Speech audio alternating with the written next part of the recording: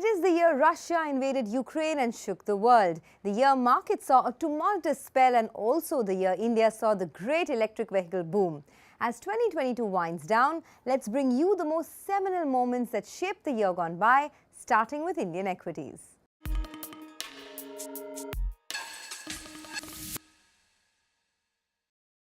The year of the Lal Street outperformance, the year where Omicron, Russia-Ukraine war, global inflation and subsequent Fed rate hikes along with massive FI selling did not dent sentiment on the street. Mangalam Malu rounds up the year that was on the Lal Street.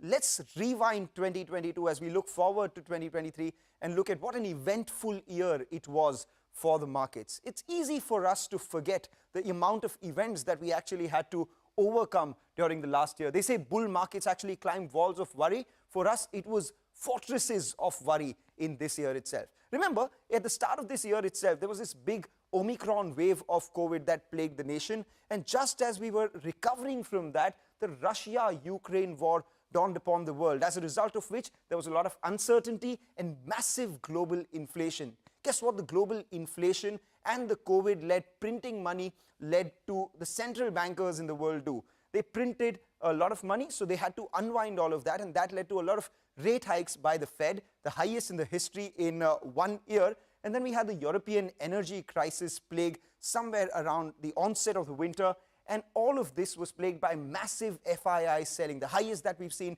in the calendar year for our markets itself. Amidst all of this, our markets stood tall and stood resilient because of strong domestic demand, PLI schemes and China plus one factor playing for all the corporates in India, and resilient domestic flows matching FII selling to the dollar. So in light of that, we continued our streak of gains. In fact, a 7-year gaining streak. That's the highest that we've seen in the history of our Nifty trading. 5% gains for both the Nifty as well as the Sensex. The last 7 years, we've compounded at over 12%. How did we fare against the world? We were standing tall out there as well. The Indian markets did a 5% gain as against the Brazilian markets just under 5%. And we far outperformed developed markets, the likes of Dow Jones, Hang Seng as well as NASDAQ, all of them. NASDAQ was down 33% in 2022. But we also saw weakening in the currency because of the Fed rate hikes, etc. The USD versus INR pair, the rupee depreciated by about 11%. So compare it in dollar terms, we actually had a negative return of 5.5%. There was massive FII selling, right? 2.75 lakh crores. That's the amount that FII sold in 2022 in our cash markets. The domestic institutional investors, the resilient ones, bought 2.73 lakh crores. If you just take a look at the way the FII sold, this is the highest that we've seen in a calendar year in the history of our markets. So in light of that, how did the other indices fare? The Nifty Bank was a strong outperformer, 21.5% higher. It was a weak year for the broader market, so the mid-cap index just managed to close in the green, but the Nifty small cap was down by 14%. Let's drill it down to individual sectors. It was the year of PSU banks, 70% higher on that index. The metals grew about 22% at an index level, but it was a fair amount of weakness for the pharmaceutical pack and the IT pack, one of the weakest years that we've seen for the IT pack in the last many. Individual stocks, the latest entrant onto the Nifty was its top performer as well. Adani Ent did 125% in terms of gains. ITC got the top honors board as well. A lot of jokes notwithstanding, this year was the year of ITC with a 54% gain out there. Coal India up around 52% as well. A lot of the old power companies came back. NTPC up 34%. In terms of other underperformers this year, however, the IT pack, like I said, stood out. Wipro leading the way down. 45% cuts out there. Tech Mahindra down 43% as well. Divi's Labs did not do too well either. And HCL Tech Infosys down 19 to 21 odd percent. This year was the year of PSU banks, like I said. 144% gain for UCO Bank. Canara Bank was up around 60 odd percent as well. SBI 33%. In terms of other sectors that did well, it was the defense stocks. Mazagon Dock almost 200% higher on that one. If you invested your money at the start of the year in Garden Reach, you would have doubled it. BEL itself would have given you around 43% in terms of returns. But that's not all. We had some other mid-cap gainers as well. Indian Hotels 75% higher. TVS Motors zoomed ahead 73%. Cummins and Federal Bank up anywhere between 40 to 66% too. In terms of losers though, we had the mid-cap IT names, Mphasis, FirstSource, BirlaSoft, all of them would have halved your money. So would IEX, in fact, from the start of this year. down 44%. We were coming off a COVID year, so we saw some declines in all these diagnostic companies as well. Metropolis, Dr. Lal, falling anywhere between 40 to 60 odd percent. And this was also the year where we saw all the new age businesses decline, and how? A big cut, anywhere between 50 to 60% on Paytm, Zomato, Nykaa, PB Fintech, Delivery, even car trade was down 45%. But let's end on a positive note. There were a lot of gainers from the broader markets. Adani Power up almost 203%, NDTV 210%. It was the year where sugar did well as well, 240% for Ugar Sugar, and FACT was up 180%. So that's the year that was 2022, an eventful one for the markets. Inflation was one factor that most countries had to deal with in 2022. Lata Venkatesh joins in with a quick wrap of the global economy and how it dealt with inflation. The year 2022 has entered the record books for the two I's, interest rates and inflation. The United States saw the highest inflation in 40 years in 2022, while the Eurozone is seeing the highest inflation since the EU and the Euro were created. Both regions saw several months of near or over 10% inflation in 2022. Looking back, it's surprising why advanced economy central banks missed the price surge. Since March 2020, the US Fed had expanded its balance sheet from $4 trillion to $8.97 trillion at its peak in March 2022. Likewise, the European Central Bank expanded its money supply from $5 trillion to $10 trillion over the same period. This hugely excessive money supply was chasing fewer goods thanks to COVID dislocations and finally the Russia-Ukraine war, which led to a drastic fall in the supply, especially of wheat and gas, for a while. The Fed was the first to pivot. On November 29, 2021, Jerome Powell, for the first time, dropped the word transitory in his description of inflation. What followed was the fastest ever rate hikes in the history of the United States, Europe, and indeed most countries. The US Fed, starting in March, has raised rates by a cumulative 425 basis points this year to 4.25 to 4.5% by December. The ECB, European Central Bank, wasn't far behind in raising rates. It has raised rates 4 times by a cumulative 250 basis points.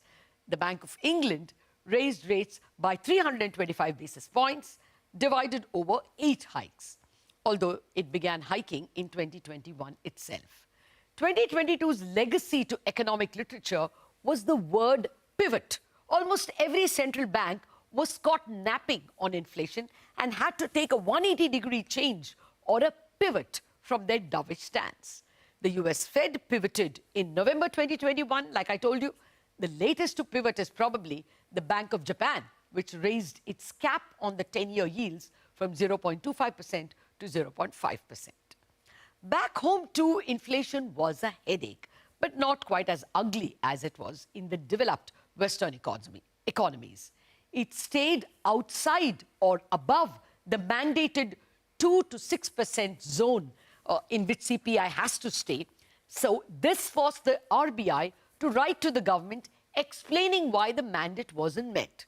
The letter, unfortunately, wasn't made public. Inflation apart, the Indian economy had a good 2022. At likely 6.9% growth rate for 2022, India was one of the fastest growing large economies. Growth was reflected in the robust demand for credit growth, as you can see, 7.5 to 17.5% over the year. The steady rise in GST collections and direct tax collections is another proof. And now these taxes look set to surpass budget targets by a good measure. The worries were the twin deficits. While fiscal deficit at 6.4% for the central government and 2.6% for the states is the known devil, the one that sneaked up was the rise in current account deficit, triggered by a fall in exports, thanks to the global slowdown. Of course, crude prices was another reason. The rupee therefore fell around 10% in 2022. Now, if the I words, inflation and interest rates, dominated mindspace in 2022, the R word may dominate 2023. Recession, shallow or deep, is expected to hit the United States and Europe. The IMF forecasts global growth to slow from 6% in 2021 to 3.2% in 2022 and to 2.7% in 2023. At 2.7, it would be the weakest since 2001, except for the global financial crisis and the COVID-19 pandemic years. As a result, India's growth is also seen slipping to around 6% in 2023, but it may still be one of the fastest growing large economies. Now, that's the bright side. The dark side could be continued weakness in rural demand, lethargic private sector capex, and continued high fiscal deficit. Well, I began by saying 2022 is the year of the two I's, inflation and interest rates. 2023 may be the year of R, or recession, harsh or mild, but ultimately everything depends on the three C's: crude, COVID, and climate.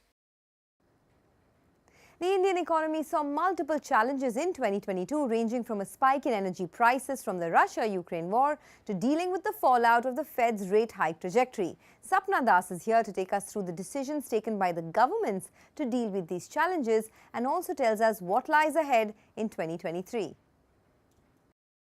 The initial impact from Russia's invasion of Ukraine saw Brent crude prices shooting to $130 per barrel, global food supply being disrupted, and inflation soaring. This posed multi-pronged challenges to the Indian economy.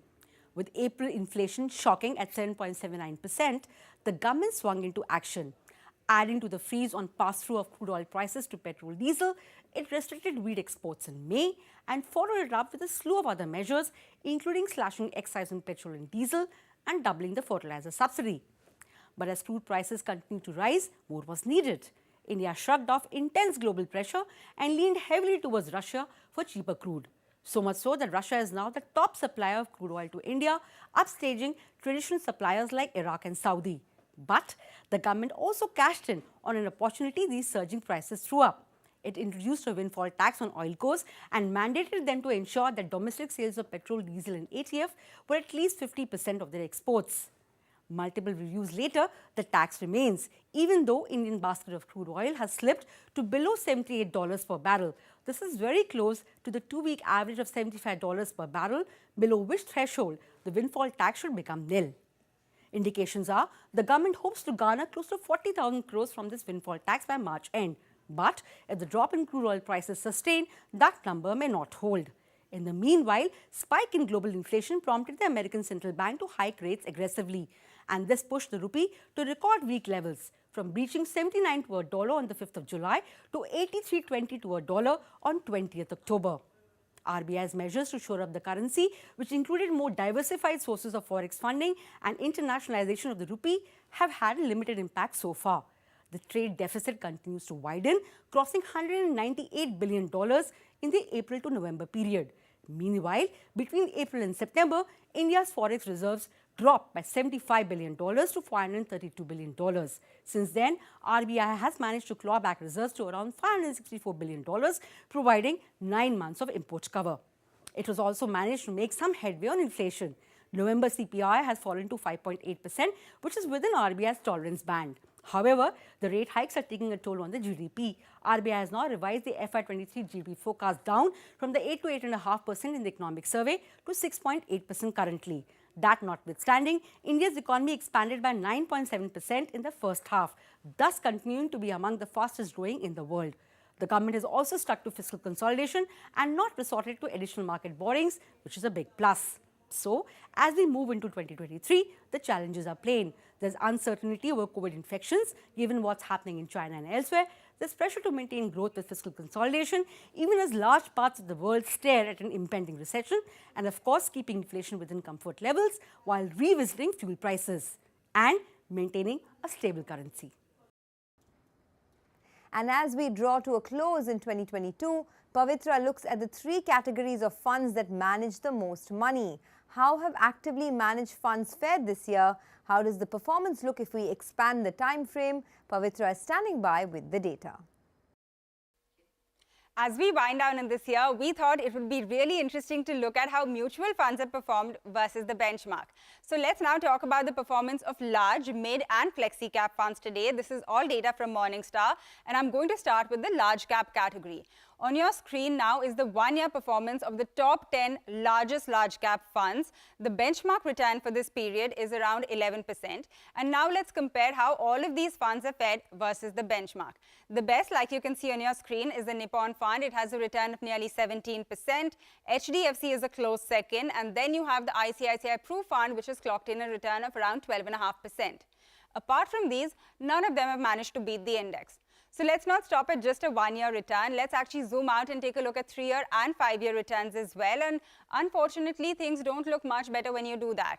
A scorecard for the large cap funds will show you that for a one-year period, only 4 of the 28 managed to beat the index. Remember, 3 of these are already the funds that we spoke about from the top 10 largest fund list. This is what I showed you in the previous slide. In terms of 3-year returns, only 2 of the top 10 and 4 of the total 26 managed to beat the benchmark. And then if you want to move out even further, you will see that he had only 1 of the top 10 and also 1 of all 25 that could beat the benchmark over a 5-year period. So this is a complete recap on how the large cap funds did. But let's now move on and talk about the mid cap funds as well. This is the top 10 largest mid cap funds and the 1-year return. The benchmark for this period came in at 8.74%, and only 4 of the top 10 funds by size managed to beat that. HDFC did the best, like you can see. It clocked in a return of 16%. This was followed by Nippon at 11%. And then you had Sundaram with a little over 9%. Let's also bring the scorecard up for you. And there you'll see that 4 of the top 10 and 8 of the total 25 could beat the benchmark. This is for a 1-year period. If I look at the 3-year annualized returns, you'll see 3 of the top 10 and 5 of all 23 which could come in above the benchmark return rate. And for a 5-year time frame, we saw 4 of the top 10 and 8 of the total 21 managing to beat that benchmark figure. Lastly, we have the flexi cap category, and all of those funds will be on your screen as well. The top 10 largest are once again on your screen. The benchmark return is 10.2%. So let's see how it stacks up. The best performing fund in this category has been the HDFC Flexi Cap Fund. This one actually saw a really solid return, 24% for 1 year. But you know, this is quite an outlier, because if you take a look at all of the rest after that, they don't look nearly as good, right? So the scorecard will show you that things aren't much better even when you expand the time frame and take a look at that. So for a 1-year period, only 3 could beat it from the top 10 list, and from the total 28, only 5 managed to return, which was higher than the benchmark. Looking at the 3-year annualized returns, 3 of the top 10 and 6 of all 24 managed to beat the benchmark. And lastly, for a 5-year period, we had 4 of the top 10 and 7 of the total 21 which clocked in a return which was higher than the benchmark. So that is a recap of how large cap, mid cap as well as flexi cap funds have done. And while we have been talking about, equity flows being good, SIPs picking up month after month, it is important to highlight that fund managers have found it quite hard to beat the benchmark, at least in these 3 largest categories that I highlighted by size. Has the electric vehicle revolution of 2022 changed the auto industry for good? What can Motown look forward to in the new year? Find out after this very short break.